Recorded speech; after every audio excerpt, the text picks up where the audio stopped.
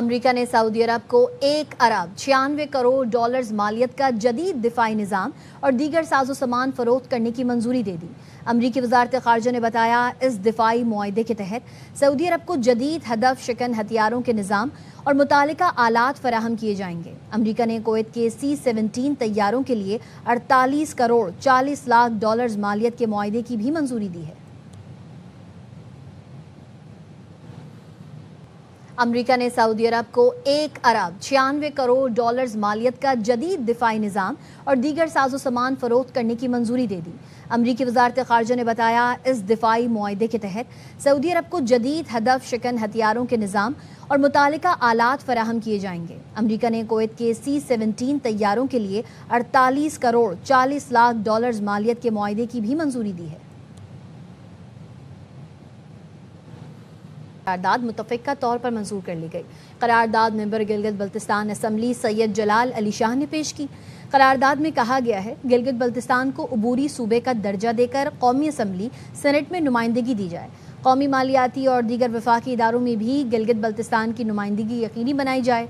आइनी तरमीम के जरिए GB को आईन पाकिस्तान का हिस्सा बनाने के लिए इक़दाम किए जाएँ। गिलगित बल्तिस्तान को 5वां सूबा बनाने की करारदाद मुतफ़िका तौर पर मंजूर कर ली गई। करारदाद मेंबर गिलगित बल्तिस्तान असम्बली सैयद जलाल अली शाह ने पेश की। करारदाद में कहा गया है, गिलगित बल्तिस्तान को अबूरी सूबे का दर्जा देकर कौमी असम्बली सेनेट में नुमाइंदगी दी जाए। कौमी मालियाती और दीगर वफाकी इदारों में भी गिलगित बल्तिस्तान की नुमाइंदगी यकीनी बनाई जाए।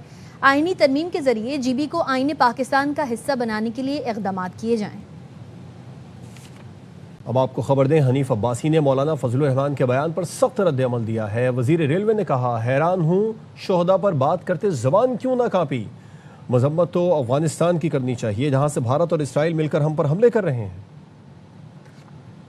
शहीद के बारे में बात करते हुए उसकी जुबान कांप नहीं गई। कोई नहीं पाकिस्तान के अंदर जो मेरी शहीद की जूती के बराबर फख्र है अपनी फौज पे। हमें मजम्मत करनी है उस अफगानिस्तान की जहाँ पर आज इंडिया भी बैठा हुआ है, इजराइल भी, सब मिलकर पाकिस्तान पर हमला हुआ। कभी सुना था कि दुनिया का ताकतवर तरीन मुल्क ये कह रहा हो कि आपने 8 नहीं 11 जहाज गिराए।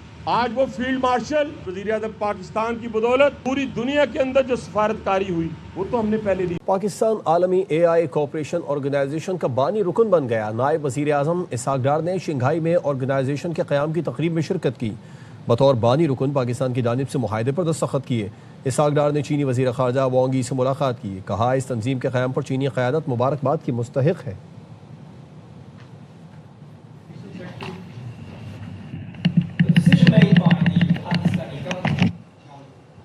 पाकिस्तान आलमी AI कोऑपरेशन ऑर्गेनाइजेशन का बानी रुकन बन गया। नायब वज़ीर आज़म इसहाक डार ने शंघाई में ऑर्गेनाइजेशन के क़याम की तकरीब में शिरकत की। बतौर बानी रुकन पाकिस्तान की जानिब से मुआहदे पर दस्तखत किए। इसहाक डार ने चीनी वज़ीर ख़ारजा वांग यी से मुलाकात की। कहा, इस तंजीम के क़याम पर चीनी क़यादत मुबारकबाद की मुस्तहिक़ है।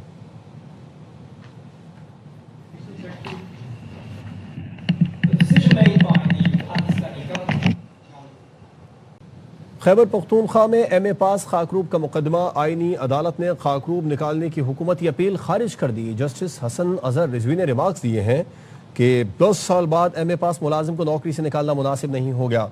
क्या KP इतना साफ सुथरा है कि अब खाकरूब की ज़रूरत नहीं। MA पास से खाकरूब का काम कराने पर निज़ाम को शाबाश देनी चाहिए। क्या ऐसे शख्स के झाड़ू लगाने पर किसी को शर्म नहीं आती। सूबाई हुकूमत शिकायत कुनिंदा को किसी दूसरी जगह नौकरी दे। अदालत ने पेशावर हाई कोर्ट का फैसला बरकरार रखते हुए KP हुकूमत की अपील खारिज कर दी।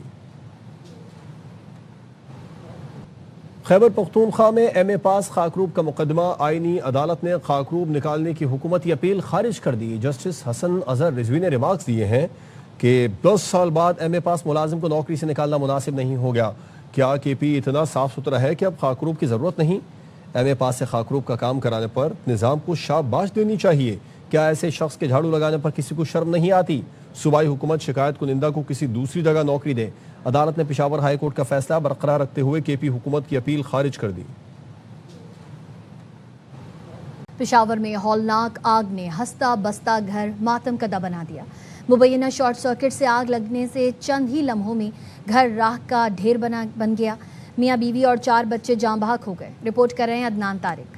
रात गए पेशावर के इलाके तहकाल के एक घर में अचानक आग भड़क उठी। रेस्क्यू हुक्काम के मुताबिक मियाँ बीवी और उनके 4 बच्चे उस वक्त गहरी नींद में थे। इब्तिदाई इत्तलात के मुताबिक तमाम अफराद की मौत धुएं के बाइस दम घुटने से हुई।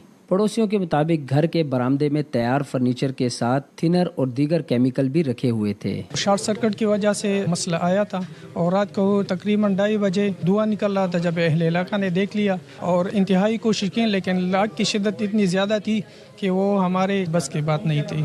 मुतवफ़ी सिराज मुनीर फर्नीचर फैक्ट्री का मालिक था और इसी घर को शोरूम के तौर पर भी इस्तेमाल करता था। एक चिंगारी ने चंद लम्हों में पूरा खानदान निगल लिया। दौरान सर्च ऑपरेशन एक कमरे में से 6 अफराद के जस्ते खाकी मिले। धुएं की वजह से इनका दम घुटा। फर्नीचर और दीगर सामान जो है वो मौजूद था जिससे आग भड़की थी। ये वाक़या सिर्फ एक सानिया नहीं बल्कि रिहायशी इलाकों में आतिशगीर मवाद ज़ख़ीरा करने से गुरेज और हिफाजती इक़दामात को नज़रअंदाज ना करने का मुतकाज़ी है। कैमरामैन अरशद खान के साथ अदनान तारिक, एयरवे न्यूज़, पेशावर।